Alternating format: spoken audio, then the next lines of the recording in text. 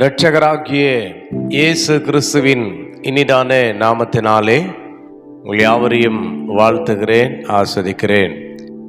பிரியமானவர்களே, இந்த வேளையிலே கூட கர்த்தர் நம்மோடு கூட இருந்து நம்மை முடிவு பரியந்தும் நடத்துகிறவராக இருக்கிறார்.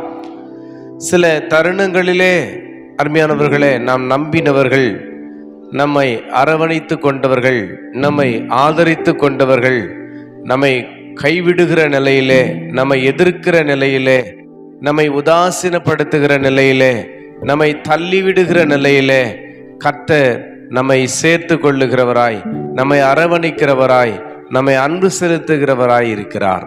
எனக்கு பிரியமானவர்களே, இங்கே அதாவது ஆதியாகமம் 29ஆம் அதிகாரத்திலே நாம் எடுத்துக்கொண்டு அதில் 14வது வசனத்தை வாசிக்கிற வேளையிலே, அப்பொழுது லாபான், நீ என் எலும்பும் என் மாம்சமானவன் என்றான். பிரியமானவர்களே, யாக்கோபை பார்த்து லாபான் சொல்றாரு, நீ என் எலும்பும் என் மாம்சமானவன் என்று.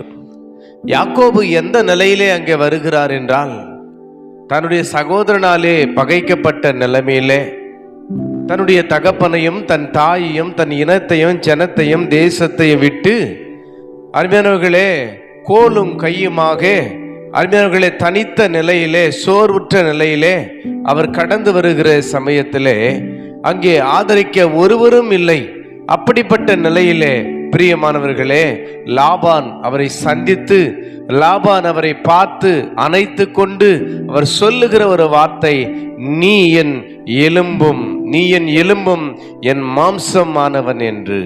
பிரியமானவர்களே, எவ்வளவு ஒரு ஆழமான வார்த்தை, எவ்வளவு ஒரு நம்பிக்கைக்குரிய வார்த்தை, எவ்வளவு ஒரு கேட்பதற்கு இனிமையான ஒரு வார்த்தையாயிருக்கிறது. அருமையானவர்களே, நீ என் எலும்பும் என் மாம்சமாய் இருக்கிறாய் என்று யாக்கோபை பார்த்து கர்த்தர், அருமையானவர்களே, அங்கே லாபான் சொல்வதை நாம் இங்கே பார்க்கிறோம்.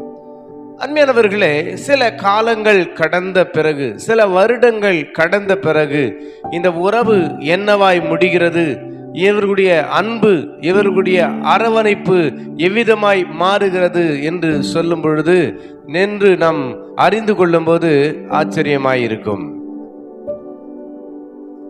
பிரியமானவர்களே, அதிலே 31ஆம் அதிகாரம், ஆதியாகமம் 31ஆம் அதிகாரத்திலே 5வது வசனத்திலே, அவர்களை நோக்கி, உங்கள் தகப்பனுடைய முகம் நேற்று முந்தைய நாள் இருந்தது போல இருக்கவில்லை என்று எனக்கு தோன்றுகிறது, ஆனாலும் என் தகப்பனுடைய தேவன் என்னோடு கூட இருக்கிறார். அருமையானவர்களே, லாபானுடைய பிள்ளைகளை பார்த்து யாக்கோபு சொல்லுகிறார், உன்னுடைய தகப்பனுடைய முகம் நேற்று இருந்த மாதிரி, முந்தைய நாள் இருந்த மாதிரி இல்லை, ஆனாலும் உன் தகப்பனுடைய முகம் மாறலாம், உன் தகப்பனுடைய அன்பு மாறலாம், உன்னுடைய தகப்பனுடைய அக்கறையும் அரவணைப்பும் மாறலாம், ஆனாலும் பிரியமானவர்களே அவர் சொல்லுகிறார், என் தகப்பனுடைய தேவன் என்னோடு கூட இருக்கிறார் என்று சொல்லி, என் தகப்பனுடைய தேவன் என்னோடு கூட இருக்கிறார் என்று சொல்லி எவ்வளவு ஒரு நம்பிக்கை பாருங்க.